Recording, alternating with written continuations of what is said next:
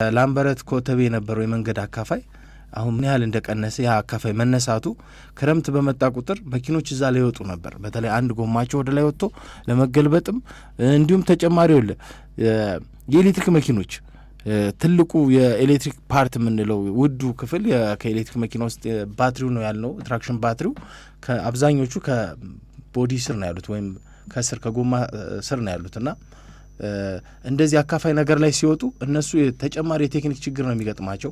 ይሄ የባትሪ ፓርቱ ሊመታ ይችላል።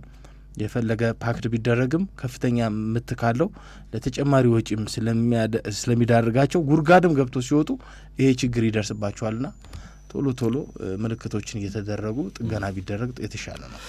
እሺ እኛ እንግዲህ ያው ሙራድ ባነሳቸው ምክረ ሀሳቦች ያዘጋጃቸውን መልእክቶች ነው ወደ እናንተ እኔ ማቀርብላችሁ። የመከላከያ መንገዶችን ነው የጠቆማችሁ።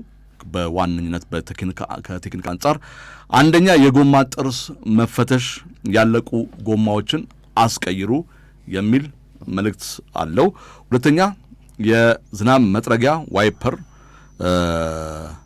ዝናብ ከመጀመሩ በፊት ነው። ይሄ ዝናብ ልክ ዝናብ ሲዘንብ ብቻ ማለም ልክ ዝናብ ከመዝነቡ በፊት መጥረጊያችሁን የውሃ መርጫዎችን ማስተካከል ያስፈልጋል። የውሃ መርጫዎች እንዳሉት ማለት ነው። ሌላ በጣም አሽከርካሪዎች አሁንም በድጋሜ ደጋግመን የምናነሳው ነገር ፍጥነታችሁን ቀንሱ። በዝናብ ወቅት ከመደበኛው የፍጥነት ገደብ በጣም በታች አሽከርከሩ።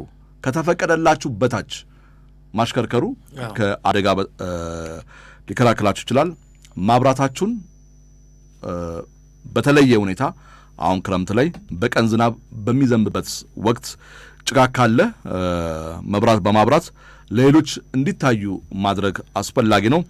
ፍሬን ማድረግ በጣም በዋነኝነት የሚመክራቸው ጉዳይ ነው። በውሃ ውስጥ ካለፉ በኋላ ፍሬኑን ደጋግሞ በመርገጥ ሙቀት እንዲፈጥርና እንዲደርቅ ማድረግ ተደጋጋሚ ጊዜ እዚሁ መድረክ ላይ ሙራድ የሚያነሳቸው ነው። ጥልቅ ውሃ ውስጥ አለመግባት፣ የውሃ መጠን ከጎማው ግማሽ በላይ ከሆነ ላለመግባት መሞከር ነው። በክረምት ወቅት ጥንቃቄ ከምንም በላይ መቅደም አለበት። ይሄ በጣም ወሳኝ ነው። አሁን ከምንሰማቸው አደጋዎች እርሶንም ለመከላከል በጣም ወሳኝ ነው።